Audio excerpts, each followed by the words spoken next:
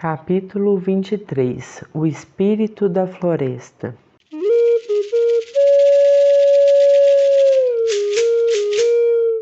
Urihi-a, a terra-floresta.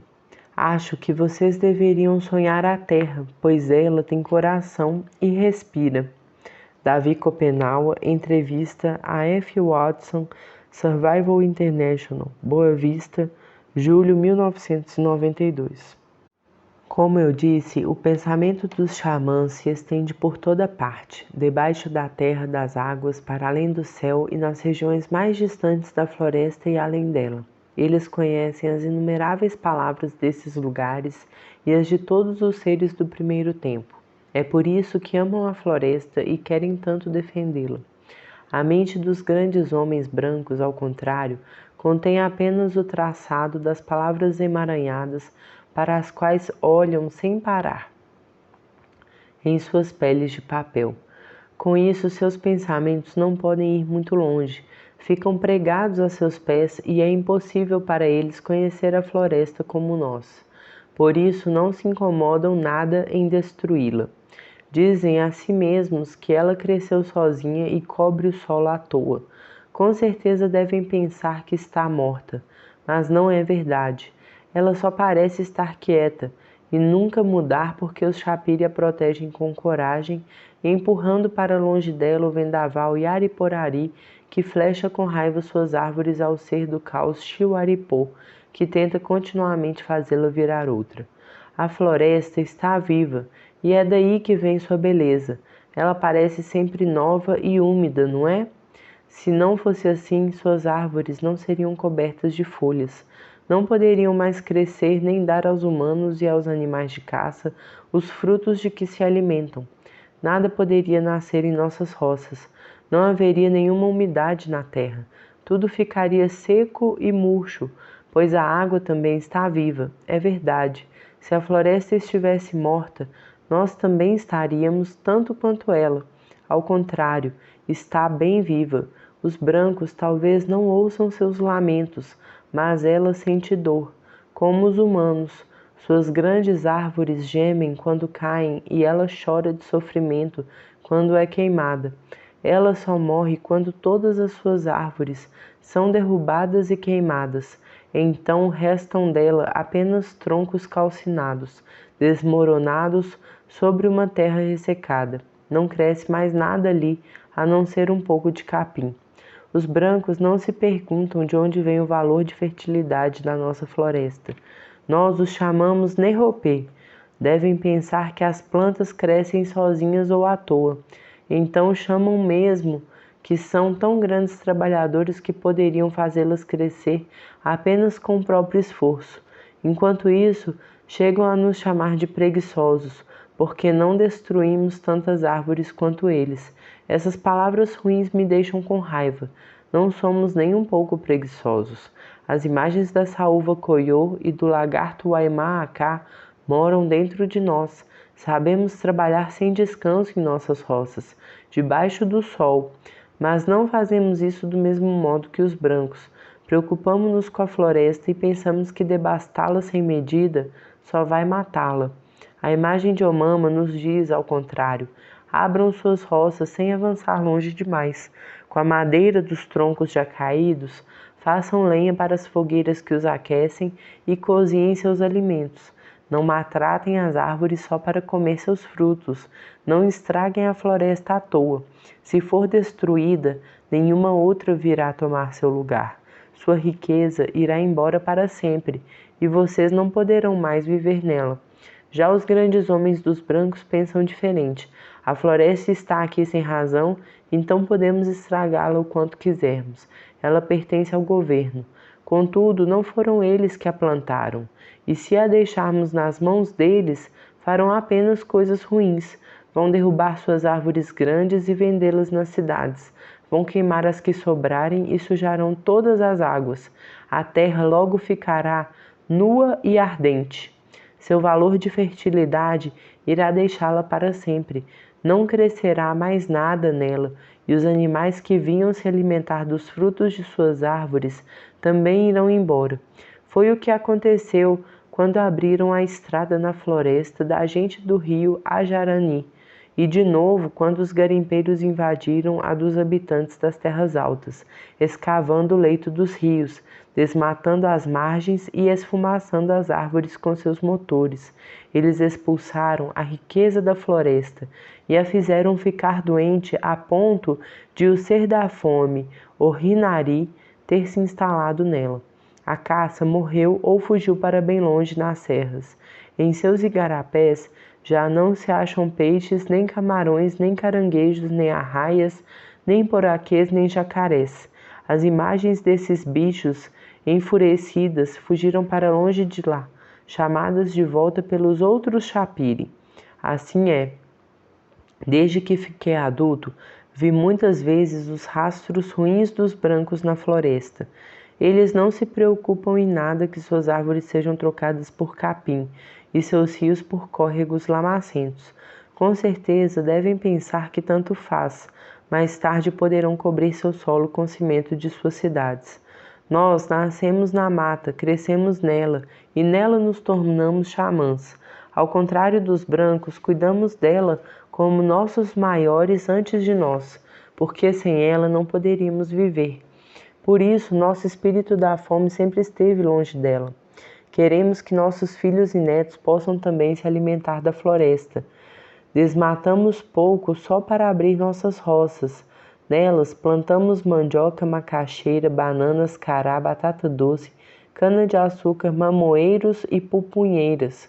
Depois, passado algum tempo, deixamos que cresça de novo. Então, um matagal emaranhado invade nossas antigas roças e depois as árvores vão aos poucos crescendo de novo. Se plantarmos sempre no mesmo lugar, as plantas não dão mais, ficam quentes demais como a terra desmatada que perdeu seu perfume de floresta. Ficam mirradas e ressecadas, logo nada mais brota.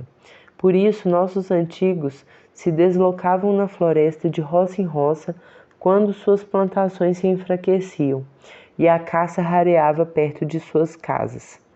Mas nós não abrimos nossas roças em qualquer lugar na floresta. Sempre escolhemos um lugar onde mora a imagem da fertilidade Nerropê, onde a terra é bela, onde o solo é seco e um pouco elevado, a salvo de inundações. Evitamos os locais demasiado baixos e úmidos, invadidos por cipós ou palmeiras, onde as plantas que nos alimentam têm dificuldade de crescer. Escolhemos os locais onde vemos que há uma roça posta no solo da floresta. Assim preferimos os lugares onde crescem cacaueiros, poroa unari e rimara amorri, sumaúmas warimarri, arbustos marrecomanri, árvores crepu-urri e manirri e também grandes folhas ruruaci e irocomanci. Quando abrimos neles um roçado pequeno, dá muito alimento. Assim, a fertilidade Nerropê continua presente no chão da floresta, como era para nossos maiores. Só irá embora para sempre se os brancos não pararem de remexer a terra com suas máquinas e destruírem todos os humanos que moram embaixo de suas árvores. A terra profunda é vermelha e ruim. As plantas não podem se fortalecer nela. O valor de fertilidade da floresta está na parte do solo que fica na superfície. Sai dela um sopro de vida úmido, que chamamos Wahari. Esse ar frio vem da escuridão do mundo de baixo, de seu sangue de grande rio, Motu-Uriu, e do ser do caos Chuaripô. Seu dono é o espírito da floresta Urihinari. Seu frescor se espalha sobretudo durante a noite, durante o dia. Assim que o sol fica mais quente, ele retorna para o chão. Esse sopro persiste, porque as costas da terra estão cobertas de folhas e protegidas pelas árvores. Dizemos que isso é a pele da floresta. Assim, quando os brancos a arrancam com seus tratores, logo só resta pedregulho e areia nas profundezas da terra, e a umidade vai embora. Esse orvalho fresco é um líquido como o esperma. Ele embrenha as árvores, penetrando em suas raízes e em suas sementes. É Ele que as faz crescer e florescer. Se vier a acabar, a terra perderá seu cheiro de fertilidade e ficará estéril. Não dará mais nenhum alimento. Quando ele a impregna, ao contrário, ela fica preta e bonita, exala um forte perfume de floresta. Esse líquido também é um alimento e, por isso, as plantas que comemos crescem graças a ele. É a imagem do ancestral Saúva Koiori que coloca as roças no solo da floresta. Elas pegam a fecundidade dessa umidade e as plantas que comemos crescem fortes. Assim é. Os alimentos que plantamos só crescem bem onde dança a imagem da fertilidade, onde os espíritos Saúva Koiô, os espíritos morcego e os espíritos tatu canastra brincam. Quando a floresta é ruim, não há roça. Dizemos que é uma floresta que virou outra. A floresta não cresceu por si só, à toa, como eu disse. É seu valor de fertilidade nerropê que a torna viva e lhe propicia sua abundância. Os nossos grandes xamãs me falaram a respeito disso muitas vezes, e desde que meus olhos sabem morrer sob o poder da Yacoana, eu também posso ver sua imagem, que chamamos Nerroperi. Ela é o verdadeiro dono da floresta e sabe ser generosa. No entanto, se resolver ir embora, nada mais crescerá. O solo ficará quente demais e a floresta logo passará a ter valor de fome. A pele da floresta é bela e cheirosa, mas, se suas árvores forem queimadas, ela resseca. Então, a terra se desfaz aos pedaços e as minhocas desaparecem. Os brancos sabem disso? Os espíritos das grandes minhocas são os donos do chão da floresta. Se forem destruídos, ele fica árido. Por baixo dele aparece então uma terra vermelha, da qual só podem sair brotos de plantas ruins e capim ralo. Nós não arrancamos a pele da terra, cultivamos apenas sua superfície, pois é nela que está sua riqueza. Seguimos nisso a palavra de nossos ancestrais. As folhas e as flores das árvores caem e se amontoam no solo sem parar. É isso que dá à floresta seu cheiro e seu valor de fertilidade. Mas esse perfume desaparece assim que a terra ressecada volta a esconder os igarapés em suas profundezas. Assim é, quando as grandes árvores da floresta, como as sumaúmas marimari e as castanheiras rauariri, são cortadas, a terra ao seu redor fica dura e ardente. São elas que atraem a água da chuva e guardam no chão. As árvores que os brancos plantam, mangueiras, coqueiros, laranjeiras e cajueiros, não sabem chamar a chuva. Elas crescem mal, espalhadas pela cidade em estado de fantasma. Por isso só há água na floresta quando ela está saudável. Assim que seu solo é desnudado, o espírito do sol, Motokari, queima todos seus rios e igarapés, seca-os com sua língua ardente antes de engolir seus peixes e jacarés. Depois, quando seus pés se aproximam da terra, ela começa a assar e fica cada vez mais dura. As rochas das montanhas esquentam a ponto de rachar e explodir. Nenhum broto de árvore pode mais surgir do chão, pois não há mais umidade para manter frescas as sementes e as raízes. As águas retornam para o mundo subterrâneo e a terra ressecada se desfaz em poeira. O ser do vento, que nos segue na floresta para nos refrescar como um abano, também vai embora. Suas filhas e sobrinhas já não podem ser vistas brincando na copa das árvores. Um calor sufocante se instala por toda parte. As folhas e flores amontoadas no solo secam e se contorcem. O odor fresco da terra desaparece aos poucos, mas nenhuma planta cresce, não importa o que se faça. A imagem de fertilidade da floresta, com raiva, vai embora para longe, volta para o lugar onde veio a existência, vai para outras terras, outras gentes, ou até mesmo para as costas do céu, junto dos fantasmas. Por isso, onde os brancos comeram toda a floresta, eles mesmos acabaram sofrendo de calor, fome e sede.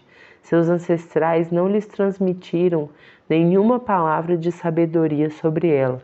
Por isso, no final, Eles só sabem fugir para longe dela, de volta para a cidade. A floresta é de Omama e por isso tem um sopro de vida muito longo que chamamos Uri-Rio-Ixia. É a sua respiração. O sopro dos humanos, ao contrário, é muito breve. Vivemos pouco tempo e morremos depressa. Já a floresta, se não for destruída sem razão, não morre nunca. Não é como o corpo dos humanos.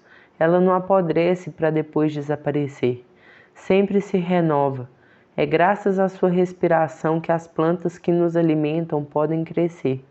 Então, quando estamos doentes, às vezes tomamos seu sopro de vida emprestado para que nos sustente e nos cure. É o que os xamãs fazem. A floresta respira, mas os brancos não percebem, não acham que ela esteja viva. No entanto, basta olhar para suas árvores com as folhas sempre brilhantes. Se ela não respirasse, estariam secas.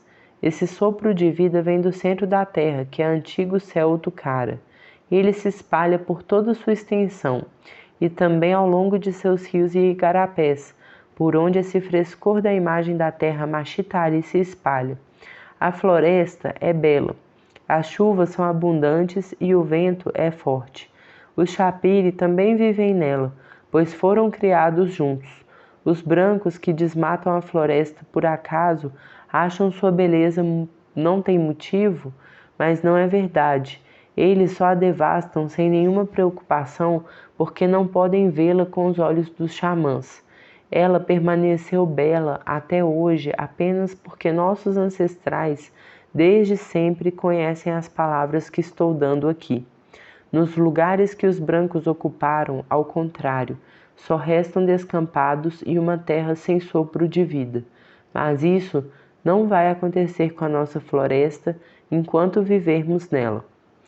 No primeiro tempo não havia caça nenhuma na floresta. Existiam apenas os ancestrais com nomes de animais, os Yarori.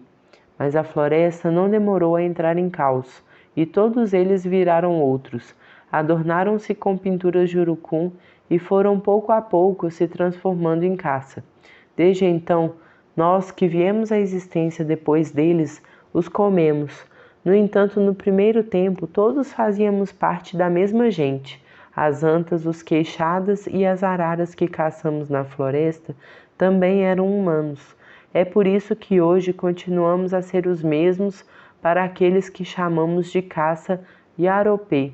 Os coatás, que chamamos Pachô, são gente como nós.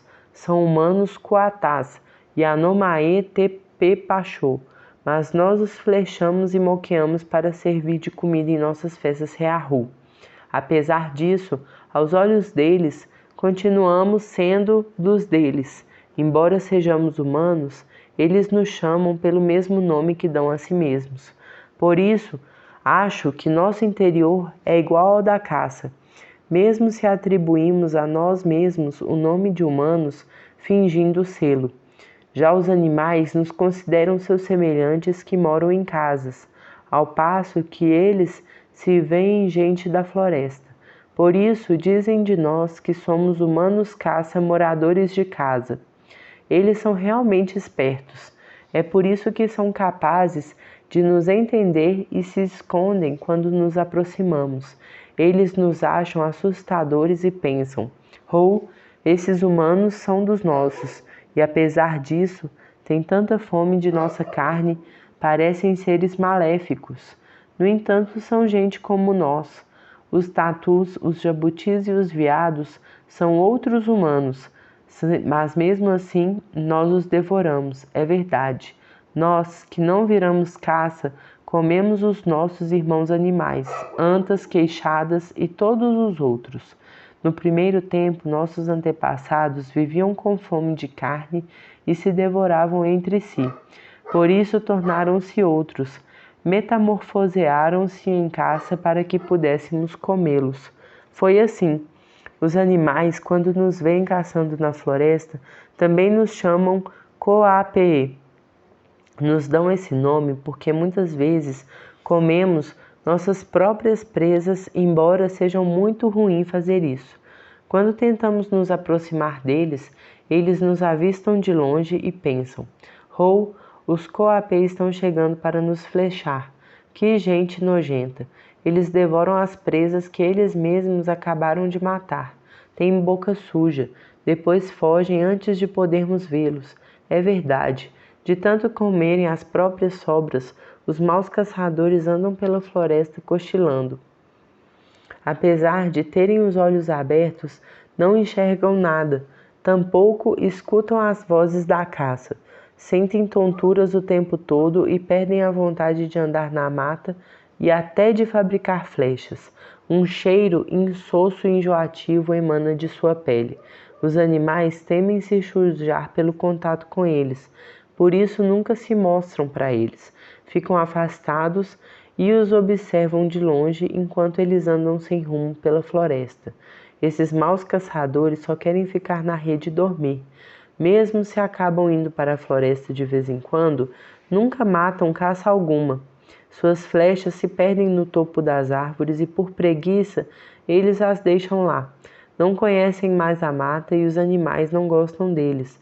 Ao contrário, assim que a caça avista um homem generoso que dá todas suas presas aos outros, apaixona-se por ele e vai ao seu encontro, exclamando com alegria: Pei, pei, pei, pei! Eis o espírito gavião Kawamari. Vem-vindo um ser das águas, é nosso amigo Urihinamari, o ser da floresta. Olhem, um grande caçador se aproxima. É por isso que a caça se deixa ver tão facilmente aos olhos dos bons caçadores. Eles não precisam avistar os animais de longe para flechá-los. Estes vêm ao seu encontro, se apresentam aos seus olhos por conta própria. Sentem saudade deles como um homem sente falta da mulher pela qual está apaixonado. Por isso, deixam-se flechar sem esforço e ficam felizes por isso. Não pensam: vou ser morto, vou sentir dor.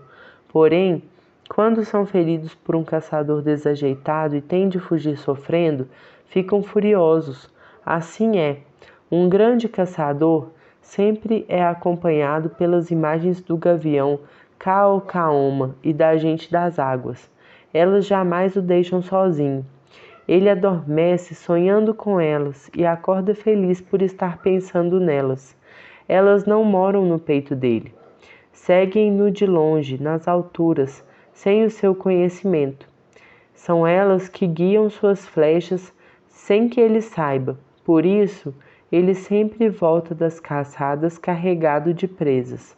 Os animais também podem ficar desgostosos conosco, os humanos, se depois de os termos comido, jogarmos seus ossos no mato e o suco de seu cozimento nos igarapés de modo desrespeitoso. Sua saudade de nós acaba, e a partir de então, sempre voltamos da caçada de mãos vazias. Nossos antigos eram muito mais sábios que nós. Suas esposas conservavam o zelo grandes quantidades de ossos de caça penduradas em suas casas, ossos de braço de macaco, mandíbulas de queixadas, externos de mutuns e iambuaçu.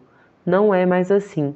Hoje em dia estamos esquecidos desses costumes e isso nos torna os caçadores muito ruins em comparação com nossos pais. É isso. Essas palavras são um pouco o que sei a respeito da caça. São as que ouvi contar por meus mais velhos quando bebiam iacoana, e as que eu, por minha vez, faço ouvir a meus filhos. Se vocês não comerem a própria caça, os animais serão seus amigos. Se vocês não tiverem respeito por eles, tampouco irão gostar de vocês, e vocês sempre ficarão panema. Elas estão em nós desde sempre. É por isso que não matamos caça sem medida. Os brancos, ao contrário, não conhecem essas palavras e seus maiores acabaram com toda a caça que havia em sua terra. O que eles chamam de natureza é, na nossa língua antiga, Urihi-a, a terra-floresta, e também sua imagem, visível apenas para os xamãs que nomeamos Urihinari, o espírito da floresta. É graças a ela que as árvores estão vivas.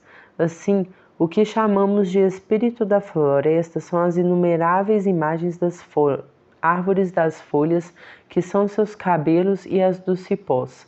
São também as dos animais e dos peixes, das abelhas, dos jabutis, lagartos, minhocas e até mesmo dos grandes caracóis, o arama acá. A imagem do valor da fertilidade Nerroperi da floresta também é o que os brancos chamam de natureza.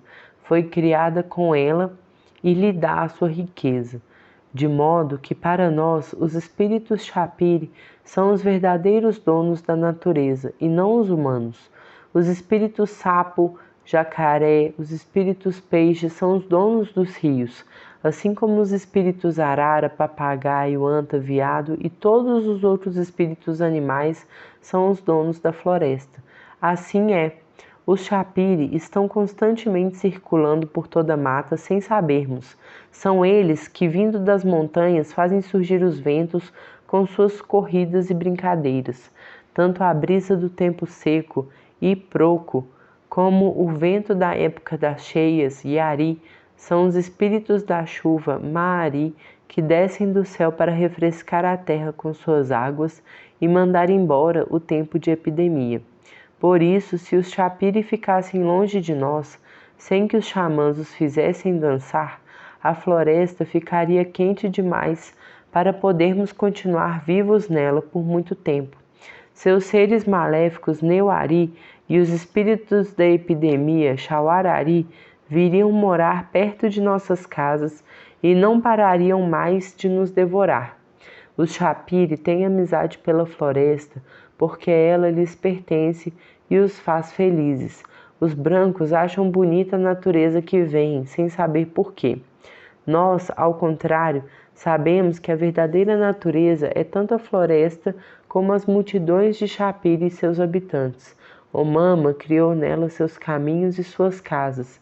Quis que os protegêssemos. Os espíritos abelha abrem suas trilhas nas árvores da floresta em busca das flores de seus méis.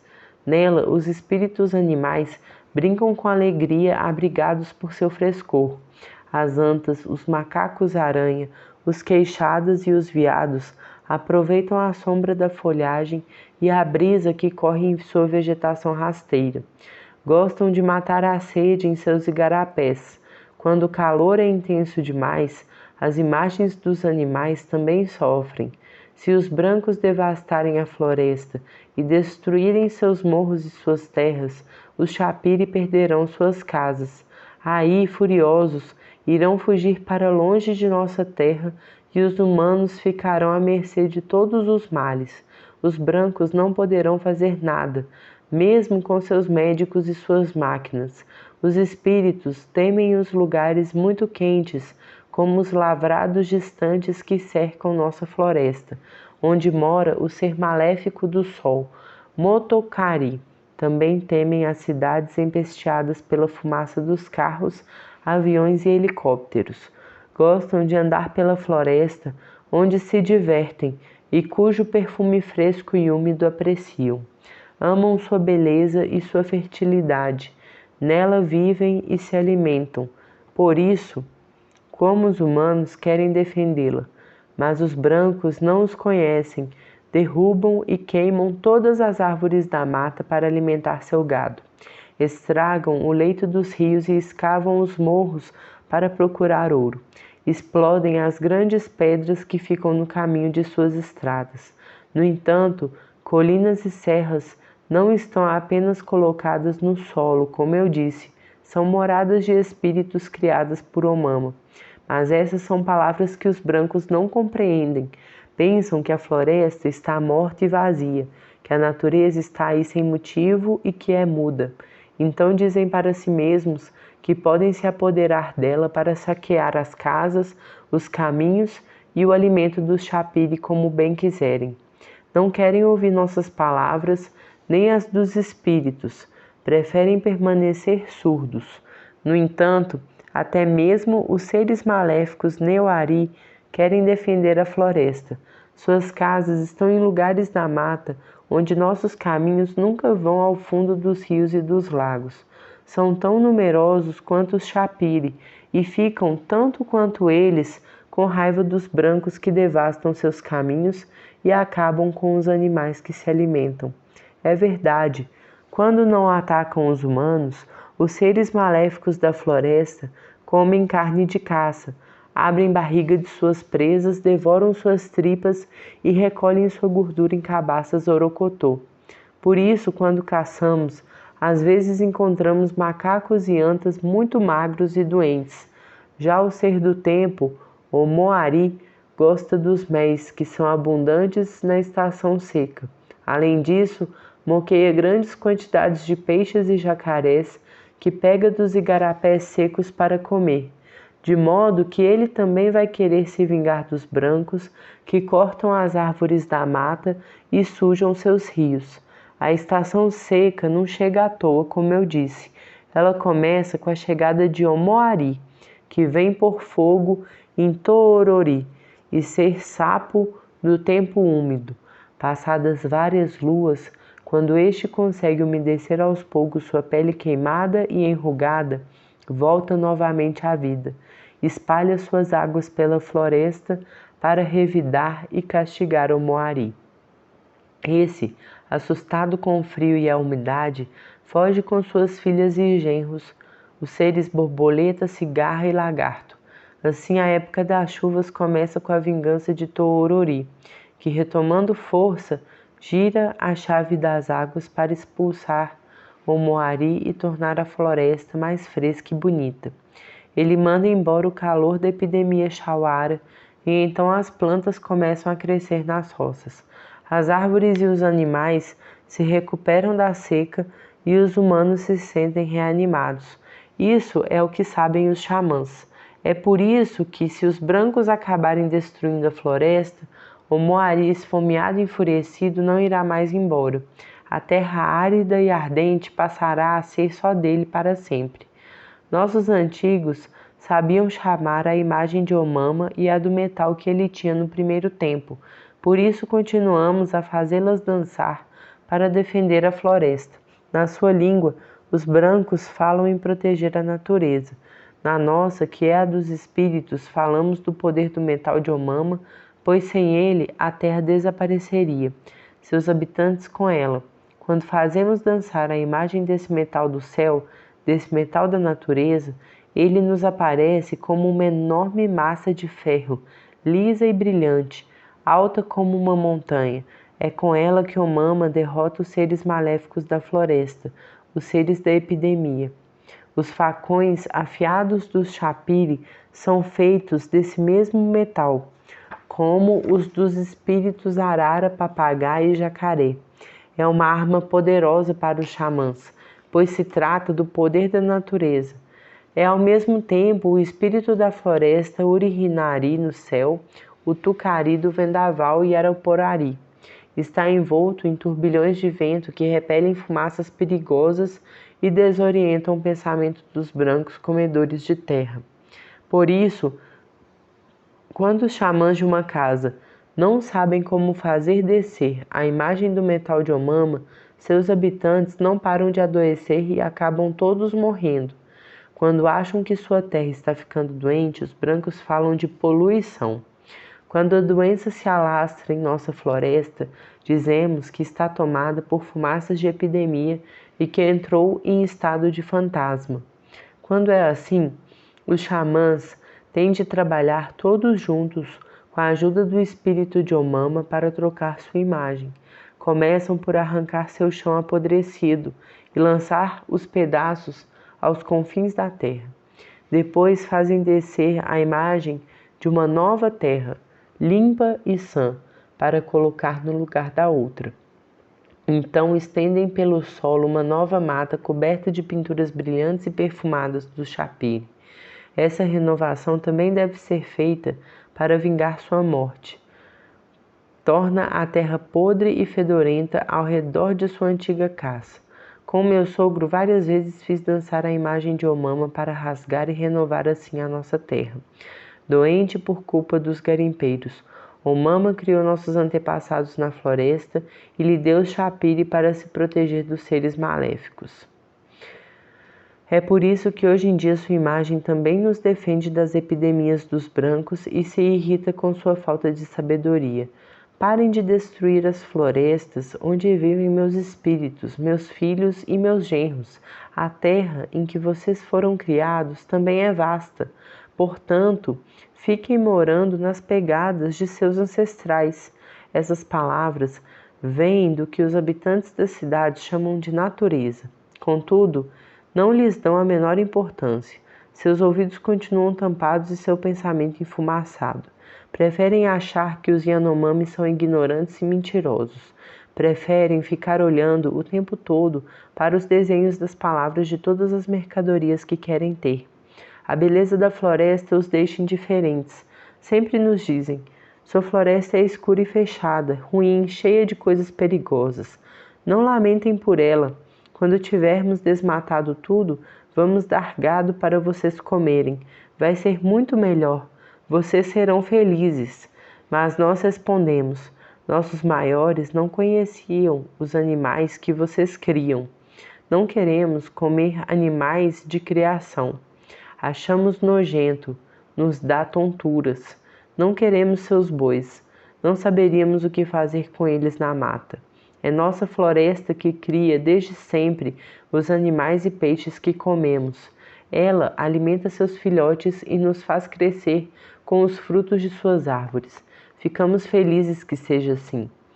Eles não precisam de roças para viver como os humanos.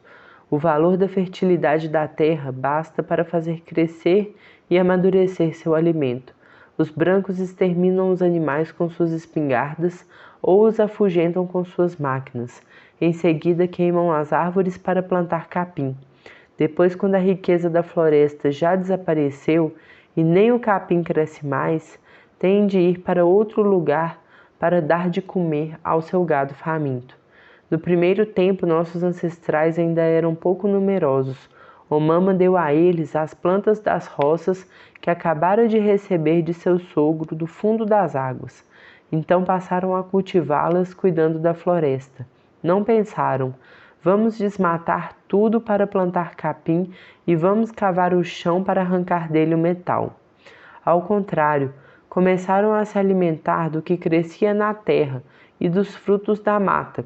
É o que continuamos fazendo até hoje. Afastados de nós, os ancestrais dos brancos se tornaram muito numerosos e viveram com Ioassi, que lhes ensinou a destruir tudo. Já nossos ancestrais ficaram na floresta junto com Omama, que nunca disse a eles que deviam queimar suas árvores, revirar seu solo ou sujar seus rios. Longe disso, entregou-lhes uma terra e rios bonitos e limpos, ensinou-os a cultivar as plantas das roças para saciar a fome de seus filhos, furou o chão para fazer jorrar as águas do mundo subterrâneo para poderem matar a sede. Disse a eles: comam a caça, os peixes, os frutos da floresta, alimentem-se do que suas rosas produzirem, bananas, mandioca, batata doce, macaxeira, cará e cana. Assim é.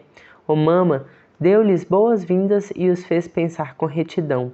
Ensinou-os a serem cuidadosos com a floresta para não afugentar seu valor de fertilidade. Foi assim que sua beleza pôde continuar se mantendo até hoje. Omama tem sido desde o primeiro tempo o centro das palavras que os brancos chamam de ecologia. É verdade, muito antes de essas palavras existirem entre eles e de começarem a repeti-las tantas vezes, já estavam em nós, embora não as chamássemos do mesmo jeito. Eram desde sempre para os xamãs palavras vindas dos espíritos para defender a floresta. Se tivéssemos livros, os brancos entenderiam o quanto são antigos entre nós. A floresta, a ecologia, somos nós, os humanos, mas são também, tanto quanto nós, os chapiri, os animais, as árvores, os rios, os peixes, o céu, a chuva, o vento e o sol. É tudo o que veio à existência na floresta. Longe dos brancos, tudo que ainda não tem cerca. As palavras da ecologia são nossas antigas palavras, as que Omama deu a nossos ancestrais. Os chapiri defendem a floresta desde que ela existe. Sempre estiveram do lado de nossos antepassados, que por isso nunca a devastaram. Ela continua bem viva, não é? Os brancos, que antigamente ignoravam essas coisas, estão agora começando a entender. É por isso que alguns deles inventaram novas palavras para proteger a floresta. Agora dizem que são agentes da ecologia, porque estão preocupados, porque sua terra está ficando cada vez mais quente. Nossos antepassados nunca tiveram a ideia de desmatar a floresta ou escavar a terra de modo desmedido. Só achavam que era bonita e que devia permanecer assim para sempre. As palavras da ecologia para eles eram achar que Omama tinha criado a floresta para os humanos viverem nela sem maltratá-la. E só. Somos habitantes da floresta. Nascemos no centro da ecologia e lá crescemos. Ouvimos sua voz desde sempre, pois é a dos Chapiri que descem de suas terras e morros. É por isso que quando essas novas palavras dos brancos chegaram até nós as entendemos imediatamente. Expliquei-as aos meus parentes e eles pensaram: Raixopê, muito bem, os brancos chamam essas coisas de ecologia.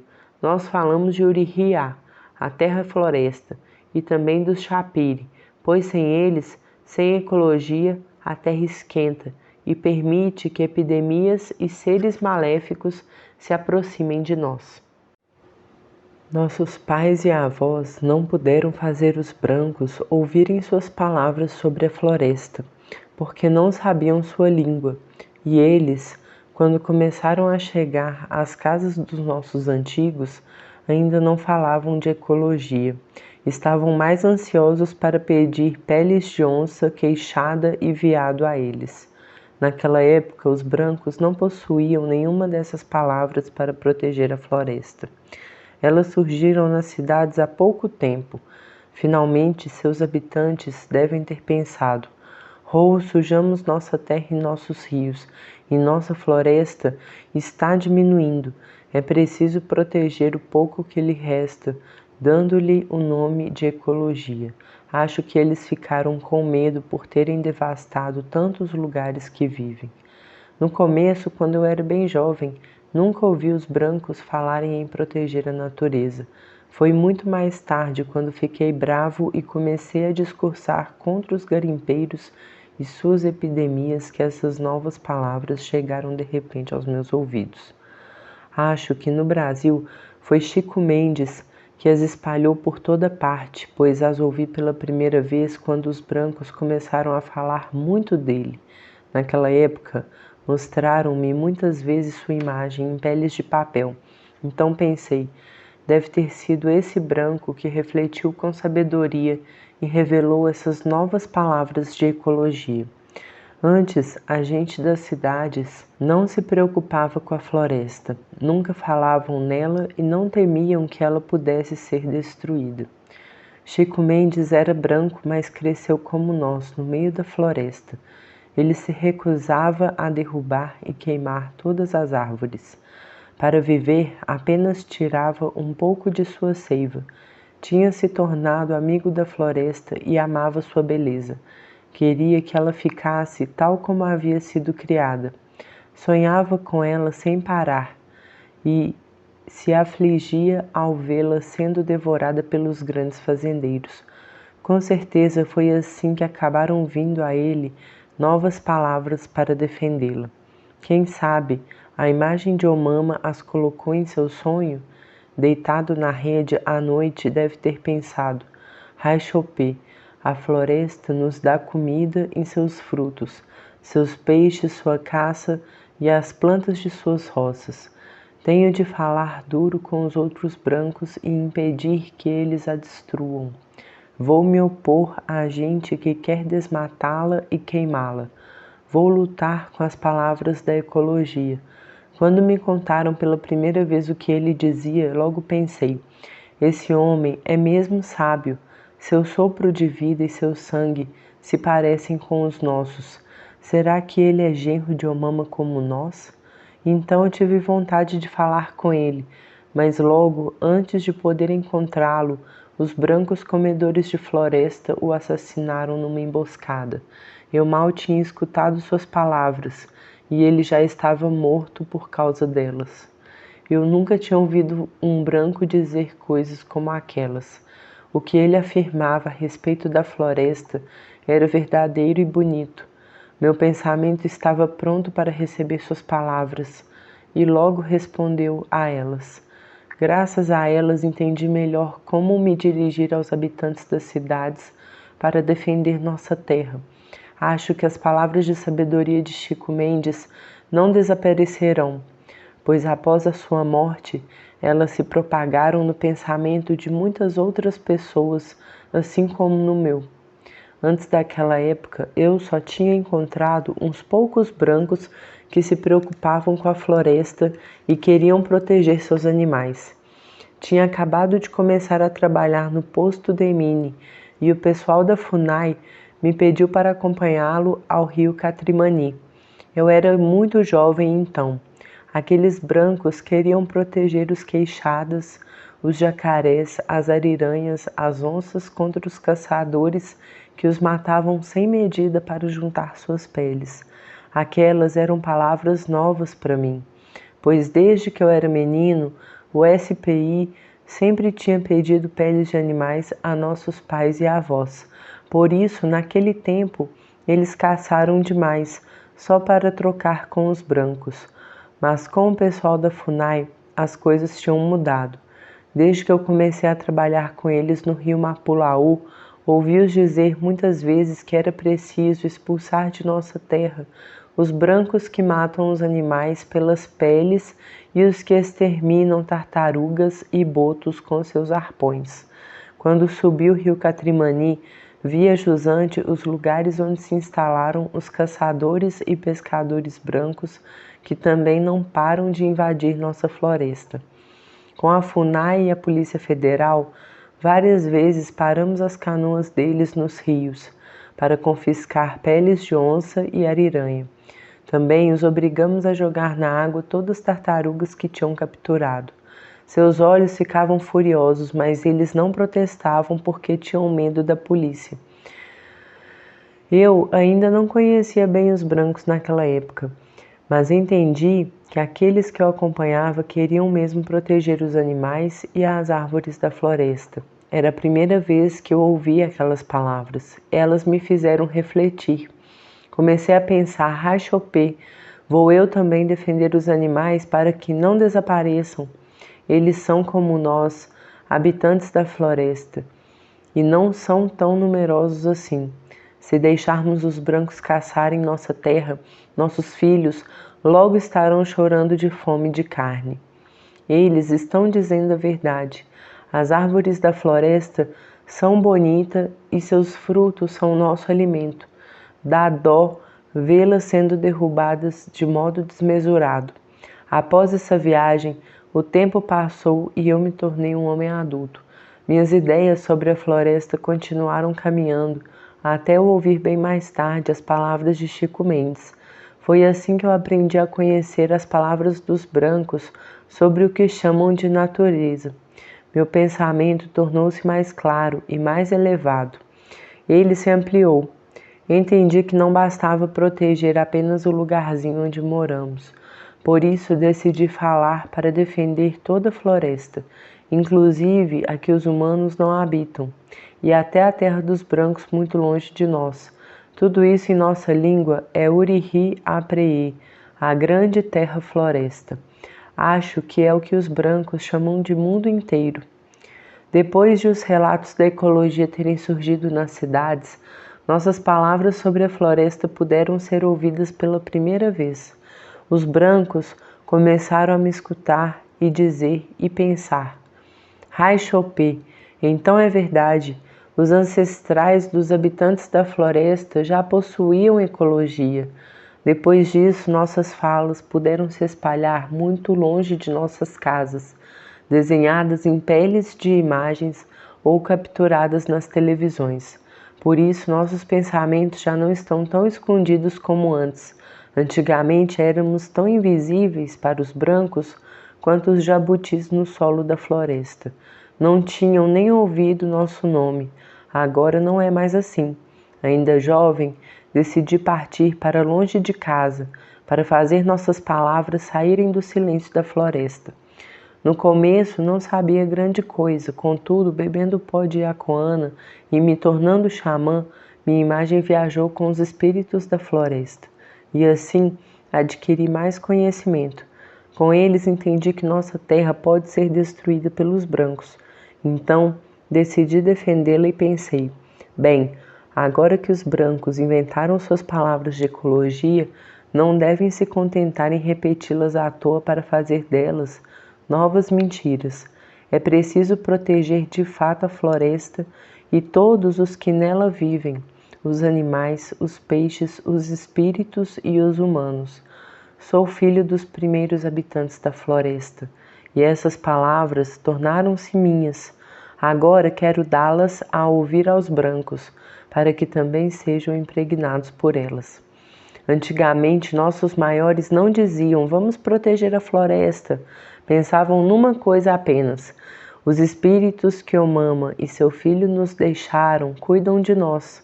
Era bom assim. Os Chapires já possuíam a ecologia quando os brancos ainda não falavam disso. São eles que desde sempre combatem os seres maléficos Neuari, afugentam o ser do tempo chuvoso Urueri, acalmam os seres trovão, impedem a terra de cair no caos e o céu de desabar. Também são eles que chamam os seres da chuva para limpar a floresta quando o calor é tanto que os humanos viram fantasmas e que os mandam para o peito do céu, quando o tempo seco atrasa ao ponto de as mulheres e as crianças ficarem com fome de carne. São eles ainda que debaixo da terra abrem a porta do vendaval para empurrar as fumaças de epidemia para longe da floresta. Os seres da chuva e do vento, bem como os da floresta e do céu, são todos pais da ecologia do mesmo jeito. Assim era. Nossos ancestrais conheciam as palavras do Chapire, mas não as da ecologia que os brancos criaram bem mais tarde, por conta própria e longe de nós. Eu tampouco as tinha ouvido, mas como os espíritos conheciam a ecologia antes de os brancos lhe darem esse nome, eu as entendi logo, pois nossos antigos xamãs sempre souberam essas coisas. De modo que, quando escutei falar da ecologia pela primeira vez, pensei: os brancos que agora usam essas palavras não as teriam também recebido da boca de Omama? Não seriam eles a imagem dos verdadeiros forasteiros que ele criou a partir do sangue de nossos ancestrais? Não seriam eles genros de Omama? Quando falam da floresta, os brancos muitas vezes usam uma outra palavra, meio ambiente. Essa palavra também não é uma das nossas, e nós a desconhecíamos até pouco tempo atrás. Para nós, o que os brancos chamam assim é o que resta da terra e da floresta feridas por suas máquinas. É o que resta de tudo que eles destruíram até agora. Não gosto dessa palavra meio. A terra não deve ser recortada pelo meio. Somos habitantes da floresta e se a dividirmos assim, sabemos que morreremos com ela. Prefiro que os brancos falem de natureza ou ecologia inteira. Se defendermos a floresta por inteiro, ela continuará viva. Se a retalharmos para proteger pedacinhos que não passam da sobra do que foi devastado, não vai dar em nada de bom. Com o resto das árvores e dos rios, um resto dos animais, peixes e humanos que nela vivem, seu sopro de vida ficará curto demais. Por isso estamos tão apreensivos. Os brancos se puseram hoje em dia a falar em proteger a natureza, mas que não venham mentir para nós mais uma vez, como fizeram seus pais e avós. Nós, xamãs, dizemos apenas que protegemos a natureza por inteiro. Defendemos suas árvores, seus morros, montanhas e rios, seus peixes, animais, espíritos Chapire e habitantes humanos. Defendemos inclusive para além dela, a terra dos brancos e todos que nela vivem. Essas são as palavras de nossos espíritos e as nossas. Os Chapires são os verdadeiros defensores da floresta e eles nos dão sua sabedoria, fazendo-os descer e dançar.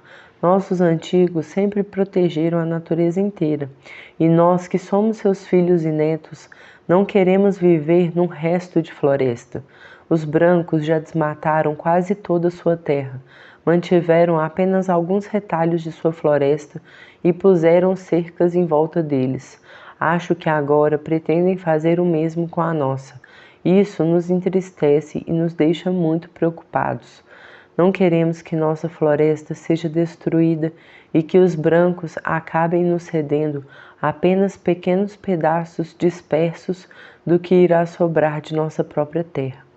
Nessas sobras de floresta doente com rios lamacentos, logo não vai haver caça nem peixes, nem vento, nem frescor.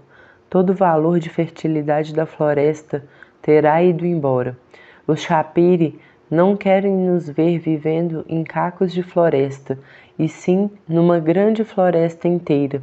Não quero que os meus morram ou morem num resto de floresta, nem que nos tornemos restos de seres humanos. Ao contrário dos brancos, não é a floresta e sua terra que comemos. Nós nos alimentamos de sua caça, seus peixes, dos frutos de suas árvores, do mel de suas abelhas, das plantas de suas roças. É desse modo que saciamos a fome de nossas mulheres e crianças. Está muito bem assim. Não é desmatando e queimando a mata que se pode ficar de barriga cheia. Assim, só se atrai o Hinari, o espírito da fome, e os seres canibais das epidemias, e só. Se maltratarmos a floresta, ela se tornará nossa inimiga. Os antigos brancos já destruíram grande parte dela, dando ouvidos a Ioassi, que pôs a morte em nosso sopro. Agora seus filhos e netos deveriam finalmente escutar as palavras claras de Omama, que criou a floresta e os Chapiri para defendê-la. A proteção da natureza, como dizem os brancos, são os habitantes da floresta, aqueles que desde o primeiro tempo vivem abrigados por suas árvores. O pensamento dos garimpeiros e fazendeiros, em compensação, é o de seres maléficos. Eles nos chamam de ignorantes o tempo todo, mas ao contrário do que pensam, nós com certeza somos menos ignorantes que eles. Temos amizade pela floresta, pois sabemos que os espíritos Chapiri são seus donos. Os brancos só sabem maltratá-la e depredá-la. Destroem tudo, a terra, as árvores, os morros e os rios, até deixarem o solo nu e ardente, até ficarem eles próprios sem ter o que comer. Nós nunca morremos de fome na floresta, só morremos da fumaça de suas epidemias. Quando eu de fato comecei a defender a floresta, amigos brancos me convidaram a ir a Brasília para me dar o que chamam de prêmio. Eram muitos a me olhar e escutar, pois queriam ouvir as palavras de um filho de seus primeiros habitantes. Sabiam que eu estava com raiva dos garimpeiros que estavam comendo nossa terra. Disseram-me que tinham gostado de me ouvir. Assim tornaram minhas palavras mais sólidas e as ajudaram a propagar para mais longe do que tinham ido até então. Pensaram também que com o prêmio talvez os garimpeiros hesitassem antes de me matar. Protegeram-me da morte. Naquela época, meu caminho fora da floresta ainda era estreito. Eles o alargaram e me deram coragem para lutar. Desde então minhas palavras não pararam de se multiplicar e se tornaram mais fortes. Começaram a ser ouvidas por brancos moradores de terras cada vez mais distantes. Então falei aos que tinham me dado o prêmio que estava feliz em recebê-lo, mas que ao mesmo tempo estava triste porque os meus estavam morrendo. Disse a eles também, ainda que o prêmio tivesse muito valor para os habitantes da floresta, cabia sobretudo aos brancos fazer esse valor entrar em seu peito. Contudo, muitos são os brancos que continuam ignorando nossas palavras. Mesmo que elas cheguem aos seus ouvidos, seu pensamento continua fechado. Seus filhos e netos talvez as escutem um dia. Então pensarão que são palavras de verdade, claras e direitas. perceberão como é bela a floresta e entenderão que seus habitantes querem viver nela como seus ancestrais antes deles. Irão se dar conta do fato de que não foram os brancos que a criaram, nem ela, nem seus habitantes, e que, uma vez destruídos, seus governos não poderão fazer com que voltem à existência. Se por fim os brancos ficassem mais sensatos, meu pensamento poderia recuperar a calma e a alegria. Eu diria a mim mesmo que bom, os brancos acabaram ganhando sabedoria. Eles começam a ter amizade pela floresta, pelos humanos e pelo chapire. Minhas viagens acabariam. Eu já teria passado tempo demais longe de casa a discursar para eles e encher suas peles de papel com o desenho de minhas palavras. Passaria a visitar a terra dos brancos só de vez em quando. Diria então a meus amigos de lá: parem de me convidar tanto, quero me tornar espírito e continuar estudando com os chapire. Só quero adquirir mais conhecimento. Então eu me esconderia na floresta com os xamãs mais antigos para beber o pó de Yacoana até ficar bem magro e esquecer a cidade.